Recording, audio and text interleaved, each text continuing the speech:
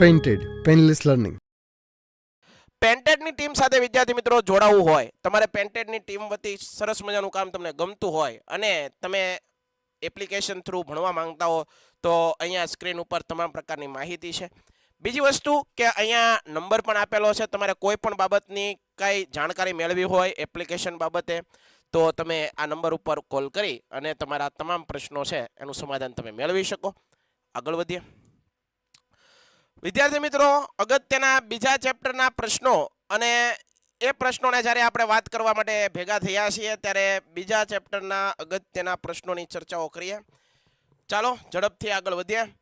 પહેલો પ્રશ્ન છે, પ્રથમ વિશ્વયુદ્ધ માટે જવાબદાર પરિબળો. આ પ્રશ્ન એવો અગત્યનો છે વિદ્યાર્થી મિત્રો કે તમારા પરીક્ષાની અંદર પૂછાઈ શકે. આઈએમપી પ્રશ્ન છે, પૂછાય એવો પ્રશ્ન છે, એટલા માટે જ તમને અહીંયા આપણે એવા 10 પ્રશ્નો, ટોપ 10 પ્રશ્નો વિદ્યાર્થી મિત્રો તમને દેવા માટે આવ્યા છે. 10 પ્રશ્નો એવા ચેપ્ટર વાઇઝ તમને દેવા છે કે આટલા ચેપ્ટરમાંથી આટલા પ્રશ્નો કરો એટલે તમે મજા કરી નાખો. પેન્ટેડ એપ્લિકેશન ધોરણ 6 થી 12ના વિદ્યાર્થીઓ માટે અપડેટ થઈ ચૂકી છે.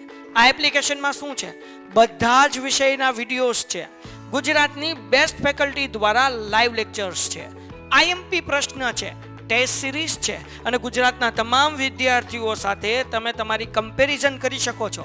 ગેમિફિકેશન છે અને બીજું ઘણું બધું. તો તમે એપ્લિકેશન ડાઉનલોડ ન કરી હોય તો ડિસ્ક્રિપ્શનમાં લિંક આપી છે. હમણાં જ પ્લે સ્ટોર ઉપર જાઓ અને એપ્લિકેશન ડાઉનલોડ કરો.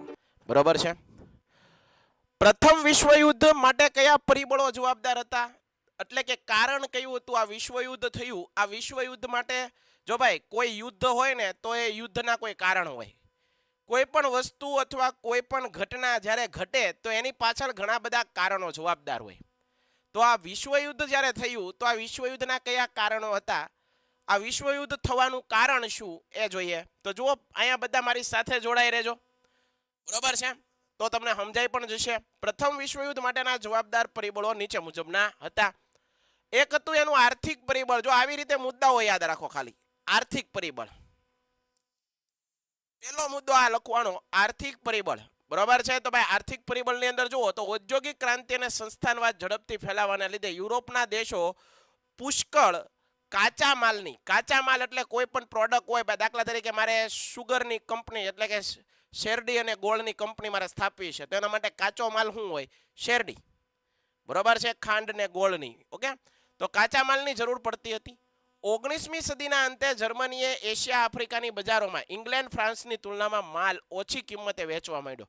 જુઓ ભાઈ, બજારમાં ઓછી કિંમતે પોતે સત્તા સ્થાપિત કરવા માટે પોતાનો માલ છે એ કોણ વેચવા માંડ્યું? ઓછી કિંમતે. ઇંગ્લેન્ડ અને ફ્રાન્સની તુલનામાં આ જે જર્મની છે એ ઓછી કિંમતે વેચવા મળ્યો. આના કારણે ઇંગ્લેન્ડ અને ફ્રાન્સ એશિયા તથા આફ્રિકાની બજારો તોડવા માંડ્યા. પરિણામે જર્મની, ઇંગ્લેન્ડ અને ફ્રાન્સ સાથે તીવ્ર એક આર્થિક સ્પર્ધા થઈ. બરોબર, આર્થિક સ્પર્ધા હંમેશા પોતાની જાત સિવાય બીજા કોઈની હારે ન કરવી જોઈએ. બરોબર છે. આજે આપણે બીજાને નીચો દેખાડવા માટે, બીજાને હલકો દેખાડવા માટે, બીજાને તુલનામાં આપણે કંઈક છીએ એવું સાબિત કરવા માટે, કોઈકને દેખાડી દેવા માટે આપણે સ્પર્ધામાં ઉતરતા હોઈએ છીએ.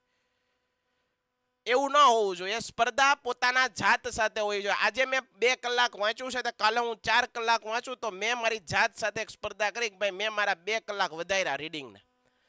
આવી રીતે સ્પર્ધા પોતાનો ઉદ્ધાર કરવાનો હોય, ઉત્થાન કરવાનું હોય. બરોબર છે. ભગવદ્ ગીતામાં એક શબ્દ છે ઉત્થાન. બરોબર છે.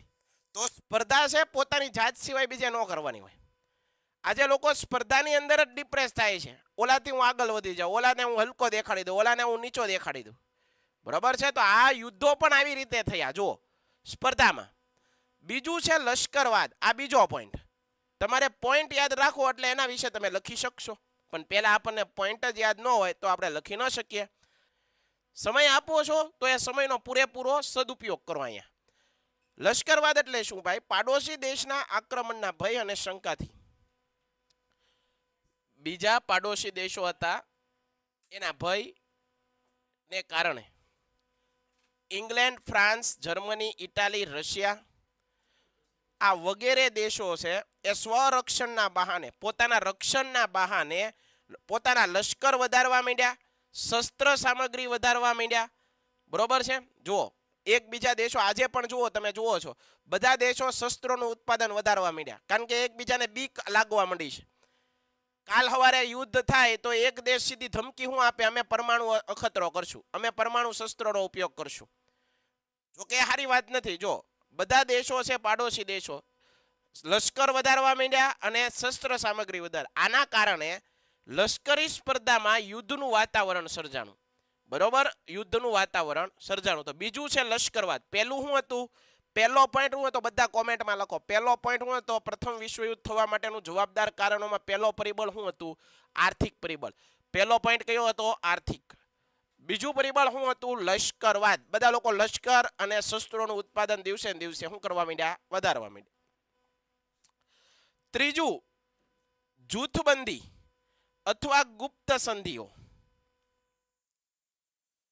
ઈસવીસન 1914 પહેલા એક બાજુ જર્મની, ઓસ્ટ્રિયા, હંગેરી, બલ્ગેરિયા, તુર્કીનું જૂથ અને બીજી બાજુ બે દેશો જૂથ વેચાઈ ગયા. બરોબર, એક ટીમ આમ પડી ગઈ, એક ટીમ આમ, એકબીજા સાથે સ્પર્ધા કરી. યુરોપની સત્તાઓ બે જૂથમાં વેચાઈ ગઈ, બંને જૂથો વચ્ચે ઈર્ષા થઈ. બરોબર, ટીમ બને તો ટીમ હામાહામી ઈર્ષા જ કરતી હોય, એકબીજાને હરાવવા માટે જ બેઠી હોય. બરોબર છે. તો ઈર્ષા, દુશ્મનાવટ, આકાંક્ષા, ભય, આ બધું થયું અને પ્રથમ વિશ્વયુદ્ધનું મહત્વનું પરિબળ બન્યું. ડન છે. આગળ વધીએ એના પછીનો પોઈન્ટ. તો બધાનું ધ્યાન અહીંયા હોવું જોઈએ. ઉગ્ર રાષ્ટ્રવાદની ભાવના. જો બધા દેશો પોતાના રાષ્ટ્ર પ્રત્યે એક રાષ્ટ્ર ભાવના હોય. આપણા દેશ હોય તો આપણે પણ, તમને હમણાં જ તે આપણે ક્રિકેટ મેચ ગઈ, આખો ભારત દેશની અંદર કેવું દિવાળી જેવો માહોલ થઈ ગયો, કારણ કે આપણી રાષ્ટ્રીયતા જ આપણે સાબિત કરતા હોય ને. દરેક દેશ પ્રત્યે આપણું દરેક દેશને પોતાના રાષ્ટ્ર પ્રત્યેનું શું હોય, એક જે કહેવાય ને સ્વાભિમાન હોય. બરોબર છે. બેલ્જિયમ અને ગ્રીસની સ્વતંત્રતા તેમજ ઇટાલીનું, જર્મનીનું એકીકરણ થયું. યુરોપના આર્થિક ઈર્ષ્યાઓ, ખેંચતાણ, સ્પર્ધાઓ, સામ્રાજ્યવાદની અત્યંત વૃદ્ધિના કારણે એકબીજાના હિતો ટકરાવા લાગ્યા. બરોબર, આના કારણે એકબીજા દેશો છે એ એકબીજાની સામે આવ્યા. પછી વર્તમાન પત્રનો ફાળો. જોજો, વિશ્વયુદ્ધ થવાના કારણો કયા કયા, આર્થિક પરિબળ હજી કહું છું. તમારે પહેલા તો એના ટોપિક પાકા કરો. આર્થિક પરિબળ, લશ્કરવાદ, જૂથબંધી, ત્યારબાદ ઉગ્ર રાષ્ટ્રવાદની ભાવના, વર્તમાન પત્રોનો પાળો. જે સમાચાર પત્રો વિદેશની અંદર છપાતા એની અંદર પોતાના દેશના લોકોને આમ આક્રમણ થાય. બરોબર, પોતાના દેશના ઉશ્કેરી ભર્યા.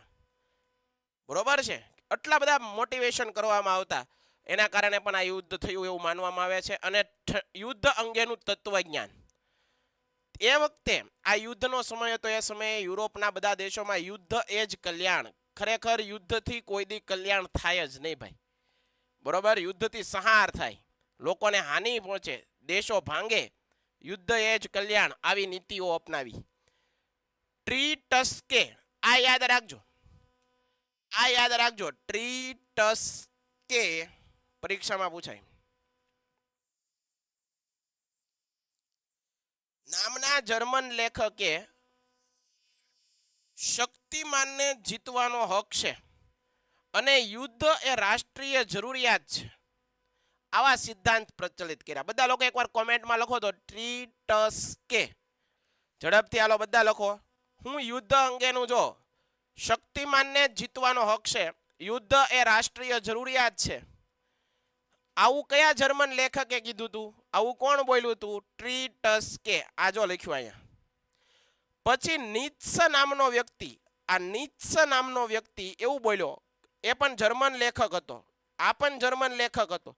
એ એવું બોલ્યો કે યુદ્ધ છે એ પવિત્ર કાર્ય છે. જો ભાઈ, યુદ્ધ છે એ કરવું જોઈએ, એ પવિત્રમાં પવિત્ર કાર્ય છે. આવું વિચારતા હતા યુદ્ધ અંગે. બરોબર બેટા, તો આ પરીક્ષામાં પૂછાય છે. એને શું લખ્યું, એને શું કીધું, એક જર્મનનો લેખક હતો, એને એવું લખ્યું કે શક્તિમાનને જ યુદ્ધ, શક્તિમાનને જ જીતવાનો હક છે. અને બીજું, યુદ્ધ રાષ્ટ્રીય જરૂરિયાત છે, રાષ્ટ્રને પોતાની જરૂરિયાત છે, યુદ્ધ કરવું જ જોઈએ, આવા વિચારો. બીજું, નીત્સે નામનો લેખક હતો એવું કહેતો હતો કે યુદ્ધ છે એ પવિત્ર, બરોબર, પવિત્ર કાર્ય છે. ઓકે, યાદ રાખજો, પરીક્ષામાં આવા પ્રશ્ન પૂછાય. એના પછીનો નેક્સ્ટ પ્રશ્ન, તાત્કાલિક કારણ શું હતું?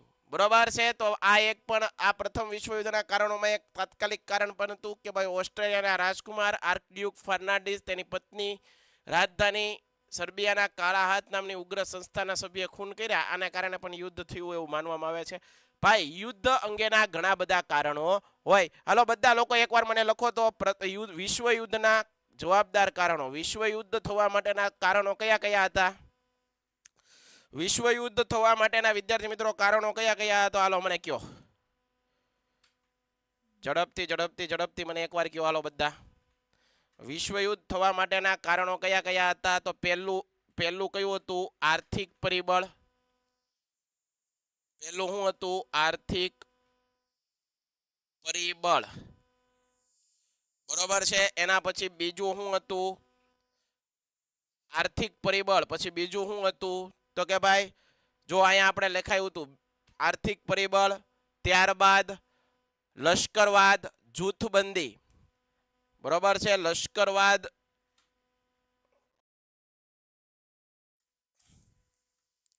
લશ્કરવાદ અથવા તો એને કહેવાય જૂથબંધી.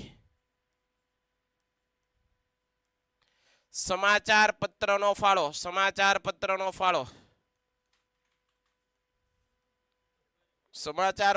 ફાળો, ઉગ્ર રાષ્ટ્રવાદની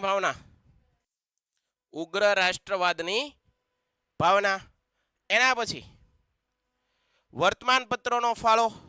વર્તમાન પત્રોએ પણ આ પ્રથમ વિશ્વયુદ્ધની અંદર ઘણું બધું ભાગ ભજવ્યો, વર્તમાન પત્રનો ફાળો. અને એક કારણ હતું તત્કાલીન કારણ. કેટલા લોકોને ડન થાય બેટા? ઝડપ.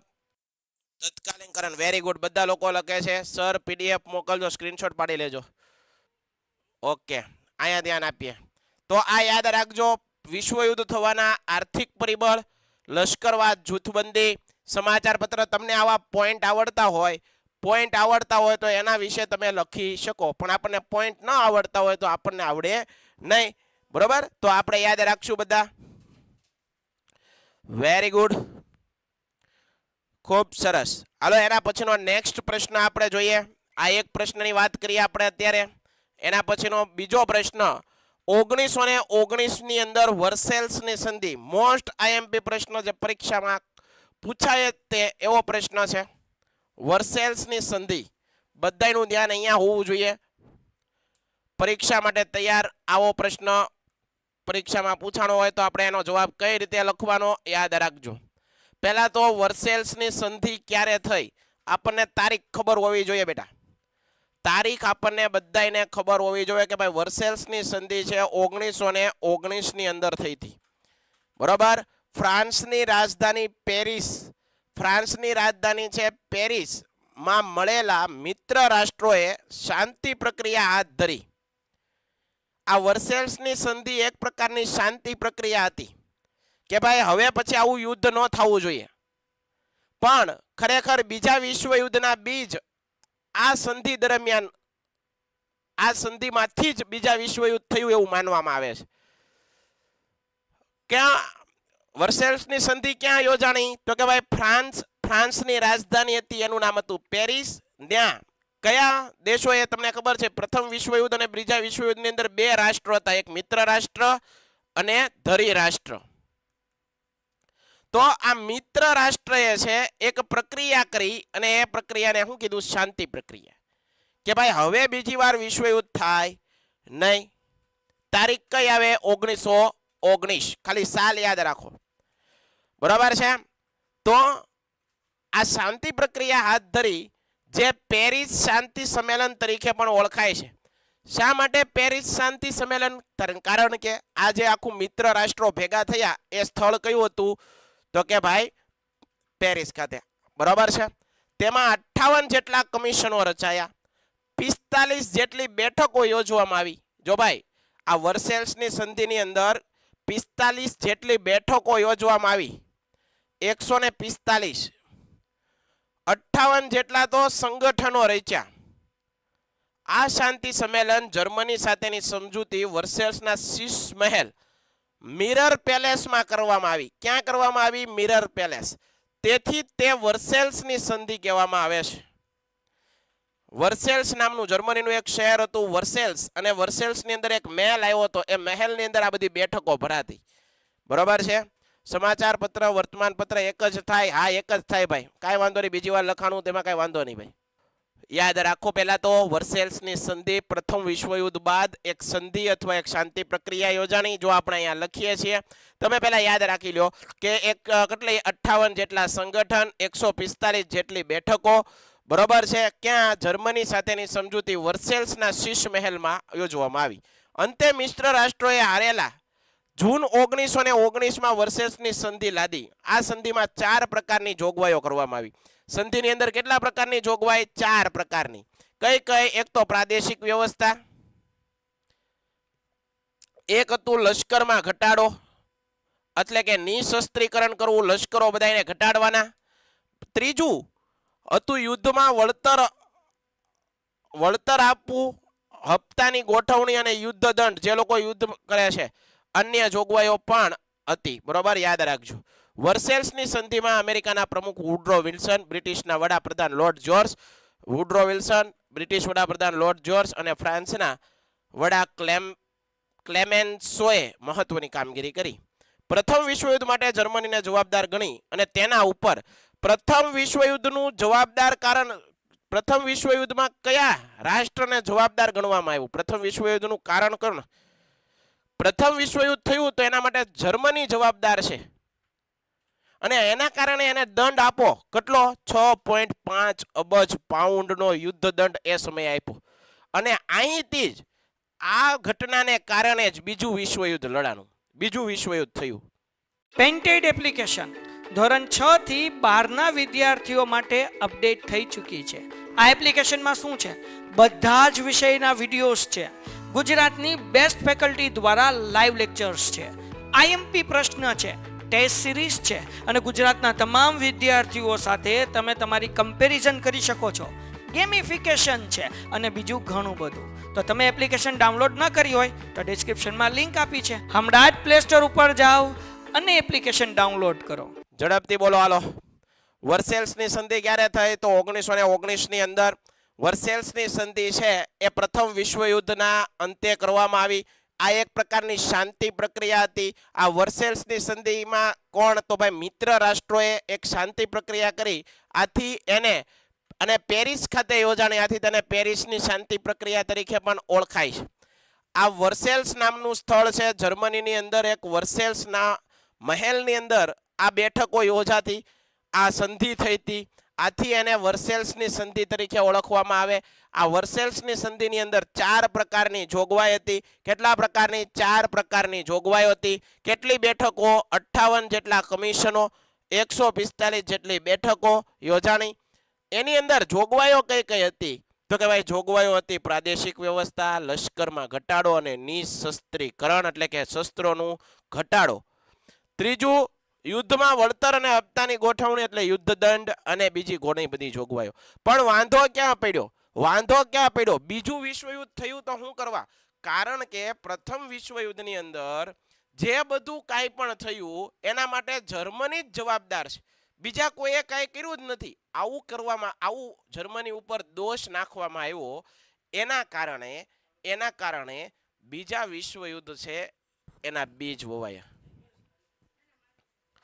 એના કારણે બીજા વિશ્વયુદ્ધના બીજ રોપાયા અથવા બીજ વવાયા. તો યાદ રાખો, ફ્રાન્સ જર્મનીનો રૂર પ્રાંત પડાવી લીધો. જર્મનીના હાઇન નદી આંતરરાષ્ટ્રીય જળમાર્ગ માટે ખુલ્લી મૂકવામાં આવી. ફ્રાન્સની સરહદે આવેલા હાઇન પ્રદેશમાં કિલ્લેબંધી કરવામાં આવી. સમુદ્ર પ્રદેશના સમૃદ્ધ પ્રદેશોને 15 વર્ષ માટે ફ્રાન્સને આપી દેવામાં આવ્યો. આ બધું એટલું બધું કામનું નથી. તો યાદ રાખજો વર્સેલ્સની સંધિ. પહેલો પ્રશ્ન મેં તમને લખાયો પ્રથમ વિશ્વયુદ્ધના પ્રથમ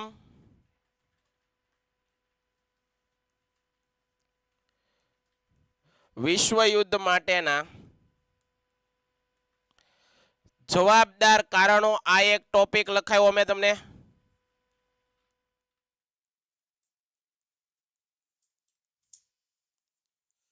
બરોબર. એના પછીનો બીજો મેં તમને મહત્વનો એક પ્રશ્ન કરાવ્યો એ છે વર્સેલ્સની સંધિ.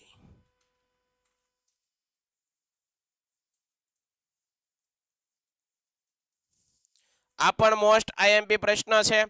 અને એના પછીનો હવે પ્રશ્ન કયો આવે છે જોઈએ. હાલો, ટૂંક નોંધ લખો પ્રથમ વિશ્વયુદ્ધની ઘટનાઓ.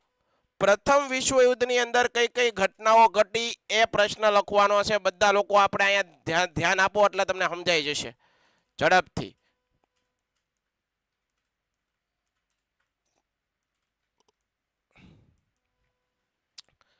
ઓકે, રૂહાર પ્રાંત, રેનીલ નદી, વેરી ગુડ. જો આજે લોકો કોમેન્ટ લખે છે બરોબર છે.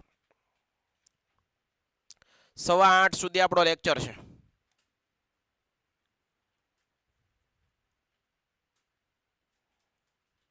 સર એસએસ ની ટેસ્ટમાં મારે 25 માંથી 24.5 આવ્યા. યુવરાજભાઈ ખૂબ સરસ કહેવાય ભાઈ, ખૂબ સરસ કહેવાય. હાલો અહીંયા ધ્યાન આપીએ. તો કે ભાઈ 1 ઓગસ્ટ 1914 ના રોજ પ્રથમ વિશ્વયુદ્ધ શરૂ થયું. આ વિશ્વયુદ્ધની અંદર આ વિશ્વયુદ્ધ શરૂ થયું એટલે વિશ્વ 2 ભાગમાં વહેંચાઈ ગયું. જો 2 જૂથમાં વહેંચાઈ ગયું. એક હતું England, France, Russia, Italy, Japan, Serbia, America વગેરે મિત્ર રાષ્ટ્રો. એક હતું મિત્ર રાષ્ટ્ર અને એક હતું ધરી રાષ્ટ્ર. તો પહેલા તો યુદ્ધ શરૂઆત ક્યારે થઈ? તો ભાઈ 1 ઓગસ્ટ 1914 ના રોજ આ યુદ્ધ શરૂઆત થયું. આ યુદ્ધની અંદર વિશ્વ છે, આ વિશ્વ છે કેટલા ભાગમાં વહેંચાઈ ગયું બેટા? 2 ભાગમાં. મિત્ર રાષ્ટ્ર અને એક છે ધરી રાષ્ટ્ર. બરોબર, બે ઓલામાં વહેંચાઈ ગયું, મિત્ર રાષ્ટ્ર અને ધરી રાષ્ટ્ર. તો યાદ રાખવાનું, મિત્ર રાષ્ટ્રોના પક્ષે 24 રાષ્ટ્રો હતા. કેટલા હતા? 24 રાષ્ટ્ર હતા મિત્ર રાષ્ટ્રના પક્ષે. જ્યારે ધરી રાષ્ટ્રના પક્ષે કેટલા હતા? 5 રાષ્ટ્રો. આ પણ યાદ રાખો. મિત્ર રાષ્ટ્રના પક્ષે કેટલા રાષ્ટ્ર હતા? તો કે ભાઈ 24 રાષ્ટ્ર હતા. 24 રાષ્ટ્ર. અને ધરી રાષ્ટ્રના પક્ષે કેટલા હતા? તો કે ભાઈ 4 રાષ્ટ્ર. ડન છે. રાષ્ટ્રોએ યુદ્ધમાં ભાગ લીધો. યુદ્ધની શરૂઆતમાં જર્મનીએ યુરોપમાં નોંધપાત્ર વિજય મેળવ્યો.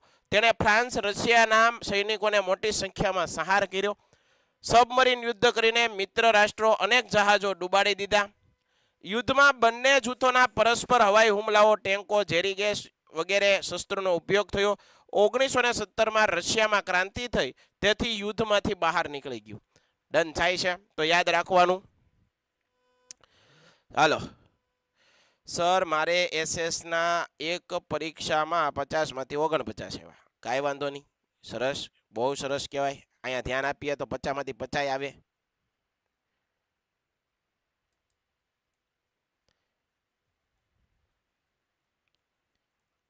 તો આ આપણે યાદ રાખશું.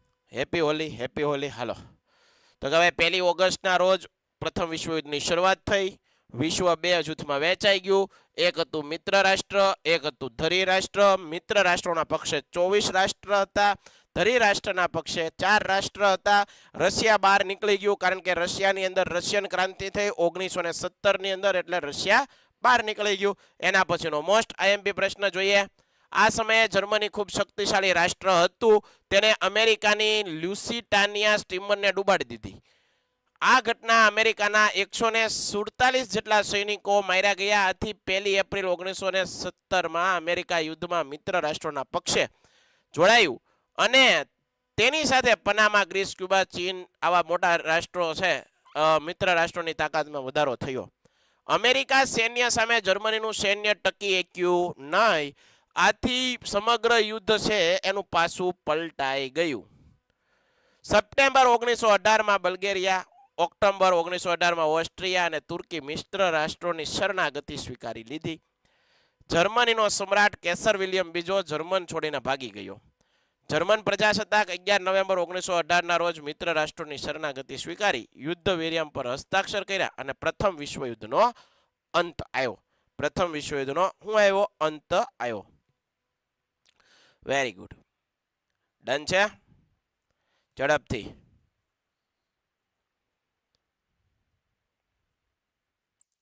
ચલો બેટા, સમજાય છે? ઝડપથી મને કોમેન્ટ કરો તો સમજાય છે.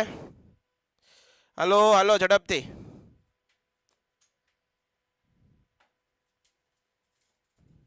ઝડપ ઝડપ ઝડપ ઝડપ ઝડપ ઝડપ ઝડપ ભાઈ. સમજાય છે, સમજાય છે, સમજાય છે. હાલો.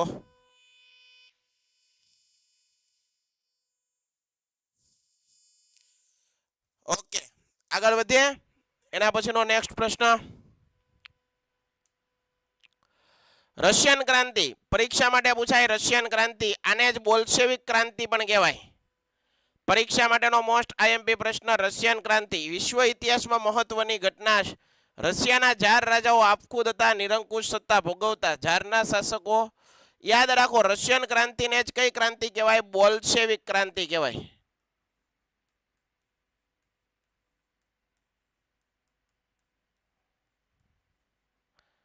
રશિયન ક્રાંતિને જ વિદ્યાર્થી મિત્રો કઈ ક્રાંતિ કહેવાય? બોલ્શેવિક ક્રાંતિ. આ રશિયન ક્રાંતિ ક્યારે થઈ? તો 1917 ની અંદર.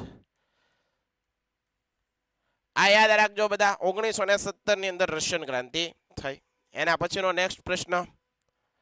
રશિયાના ખેડૂતો, જો 22 જાન્યુઆરી પરીક્ષામાં અહીંથી પ્રશ્ન પૂછાય. રશિયાના ખેડૂતો ખેત દાસો મજૂરોનો મોટો વર્ગ રશિયાની સામંતશાહીમાં કચડાતો. તેમના માલિકોના ખેતરમાં કમર તોડ કાળી મજૂરી કરતા, છતાં તેને વળતર નહોતું મળતું. જુઓ, ખેતરની અંદર કામ કરતા રશિયાના લોકો, પણ એને વળતર આપતા નહીં. કોણ? જાર શાસકો. આના કારણે આની લોકોની સ્થિતિ શું થઈ? બગડી ગઈ. 22 જાન્યુઆરી 1905 આ દિવસ ન ભૂલતા. આ પરીક્ષા માટે જો અહીંયા લખું છું, આ દિવસ ભૂલતા નહીં. આ દિવસ યાદ રાખવો.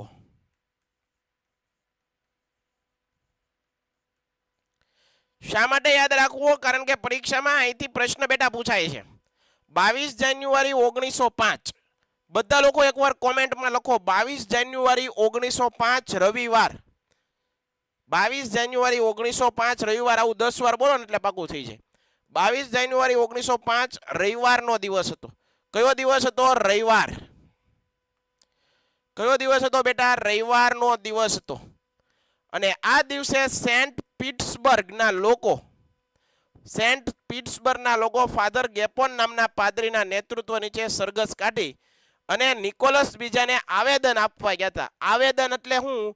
અરજી કરવા ગયા હતા કે તમારા જે જાર શાસકો છે એ લોકોને હેરાન કરે છે, મજૂરી કરાવે છે, પરંતુ એને પૈસા આપતા નથી. આના કારણે લોકોની સ્થિતિ બગડે છે, લોકોની પરિસ્થિતિ ખરાબ થાય છે. અને આવી જ્યારે આવેદન પત્ર આપવા ગયા, મહેલમાં ગયા, અને આ લોકો બધા નિશસ્ત્ર હતા. એની આગળ કોઈ હથિયાર નહોતા. બધા આગળ હથિયાર હતા નહીં. કેટલાક લોકોના હાથમાં જારની છબી હતી, રાજાના ફોટા હતા. રશિયાનો ગોરો નાનો પ્રભુ ઘણું જીવો, આવા સૂત્ર લખેલા હતા કે ભાઈ અમને તમે મદદ કરો, આપણી પ્રજા છે હેરાન થાય છે, તમે મદદ કરો, જેવા સૂત્ર લખેલા. હું? રશિયાનો ગોરો નાનો પ્રભુ ઘણું જીવો, આવા સૂત્ર લખેલા.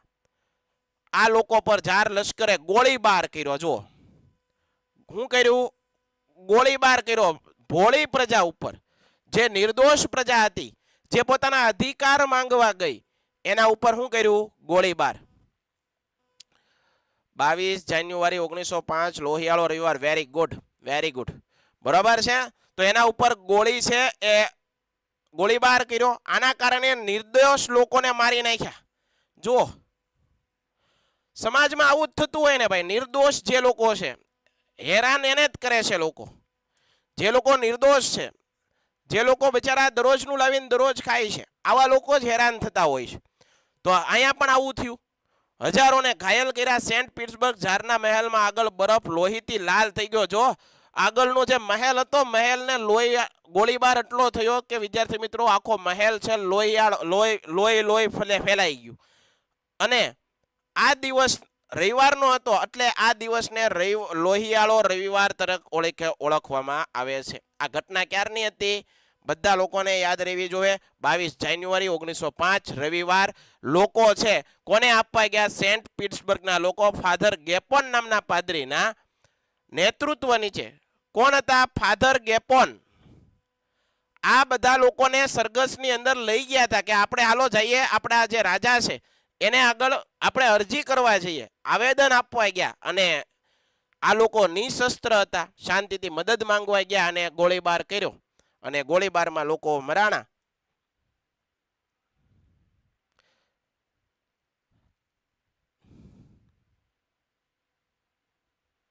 શ્લોકભાઈ કહે છે આખી ટૂંકનોંધ યાદ છે. વેરી ગુડ ભાઈ, યાદ રહેવી જોઈએ બેટા. વેરી ગુડ, વેરી ગુડ, ખૂબ સરસ. Very good, very good, very good.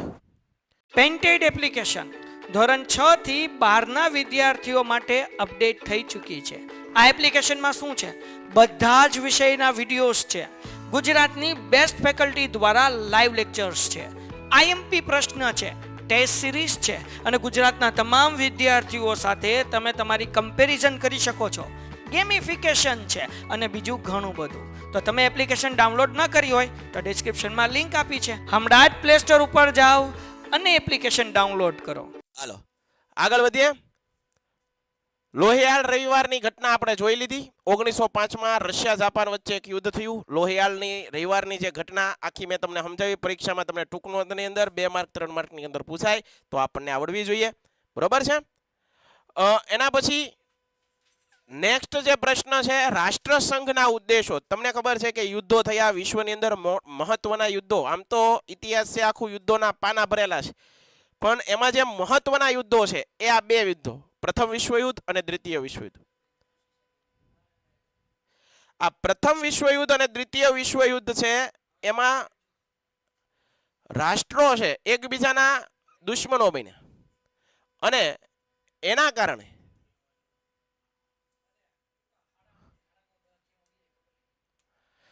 રાષ્ટ્રસંઘના ઉદ્દેશો છે. આ રાષ્ટ્રસંઘના ઉદ્દેશો કયા હતા? આ એક પ્રકારનું રાષ્ટ્રસંઘની સ્થાપના એટલા માટે કરવામાં આવી હતી કે દેશ વચ્ચે જે લડાઈ ઝઘડા છે, હવે પછી ફરીવાર ઇતિહાસની અંદર આવા 2 ભયંકર યુદ્ધો જોયા. હવે યુદ્ધ ન થાય એ માટે એક શાંતિ પ્રક્રિયા સ્થાપવામાં આવી, એક સંગઠન સ્થાપવામાં આવ્યું જેને આપણે કહીએ છીએ સંયુક્ત રાષ્ટ્ર સંઘ.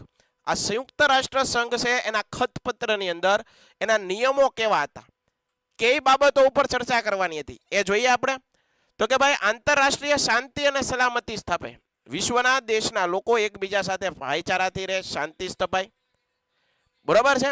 એ દરેક રાષ્ટ્ર બીજા રાષ્ટ્રની અખંડિતતા બરોબર છે એ જાળવી રાખે. દરેક રાષ્ટ્ર યુદ્ધ નીતિનો ત્યાગ કરે, ભાઈચારાથી રહે, યુદ્ધથી જ કલ્યાણ થાય એવું એ વિચારધારા હવે મૂકે. આંતરરાષ્ટ્રીય સંબંધ વિકસાવે, 2 દેશો વચ્ચેના વેપાર, આંતરરાષ્ટ્રીય વિકાસ વિકસે. જે કાંઈ પણ 2 દેશો વચ્ચેની ખટપટ છે, લડાઈ ઝઘડા છે, એ લડાઈ ઝઘડાઓ ચાલો તો આ યાદ રાખજો. રાષ્ટ્રસંઘની સ્થાપના એક મધ્યસ્થી તરીકે શાંતિથી ઉકેલ લાવવાનો હતો. જો કોઈ રાષ્ટ્રસંઘની અન્ય મધ્યસ્થી અવગણના કરશે તો તે આગળ વધશે. આગળ એના પછીનો નેક્સ્ટ પ્રશ્ન છે ફ્રેન્કફર્ટની સંધિ. તમને ખબર છે કે પ્રથમ વિશ્વયુદ્ધ થયું એ સંધિ શેના કારણે થયું? તો એમાં મહત્વનું એક જવાબદાર હતું અને એ છે ફ્રેન્કફર્ટની સંધિ. આ પરીક્ષા માટે અગત્યની છે, પરીક્ષા માટે કરીને જવી તમારે. એક વર્સેલ્સની સંધિ મેં તમને ભણાવી અને પ્રથમ વિશ્વયુદ્ધ જો થયું હોય તો એના માટે એક જવાબદાર સંધિ હતી ફ્રેન્કફર્ટની સંધિ. 1871 ની અંદર થઈ. આ સંધિ મુજબ ફ્રાન્સ જર્મનીને યુદ્ધ દંડ આપવો પડ્યો, તેમજ આલ્સેસ અને લોરેન્સ નામના 2 પ્રદેશો જર્મનીને આપી દીધા.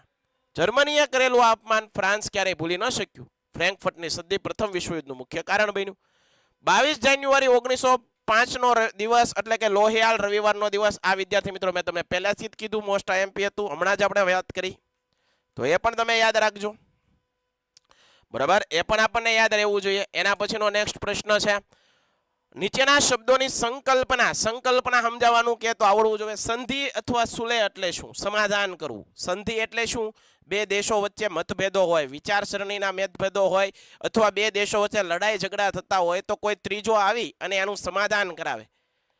બરોબર, બંનેની વાત રાખે, બંનેની વાતોને સમજાવે, એકબીજા સાથે સમાધાન કરે, એને સંધિ કહેવાય. બરોબર, આપણા દેશો ઘણા બીજા દેશો સાથે સંધિ થતી હોય, એગ્રીમેન્ટ થતા હોય, ટ્રીટી થતી હોય, યાદ રાખજો. રાષ્ટ્રસંઘ વિશે લખવાનું કે પરીક્ષામાં આ પણ અગત્યનું છે.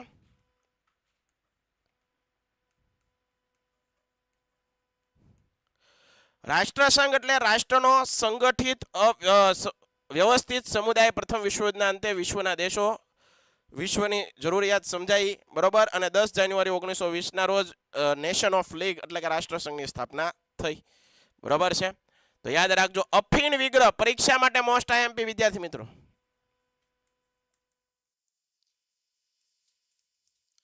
ઇંગ્લેન્ડ ચીનમાં શરૂ કરેલા અફીણના વેપારના કારણે ઇંગ્લેન્ડ અને ચીન વચ્ચે યુદ્ધ થયા. એ યુદ્ધો ઇતિહાસમાં અફીણ વિગ્રહ. તો અફીણ વિગ્રહ કોની વચ્ચે થયા? તો ઇંગ્લેન્ડ અને ચીન. ઇંગ્લેન્ડ વર્સિસ ચીન વચ્ચે. કેના કારણે? અફીણના વેપારને લઈને. તો એને શું કહેવાય છે? અફીણ વિગ્રહ.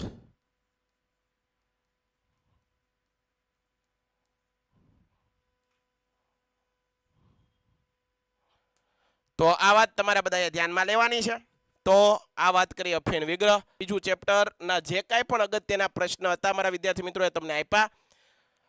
આશા રાખું એકવાર ફરીવાર રિપીટ કરજો, વાંચજો, સમજવાની કોશિશ કરજો, એટલે યાદ રહી જશે. અઘરા નથી, બરોબર છે. Painted, Painless Learning.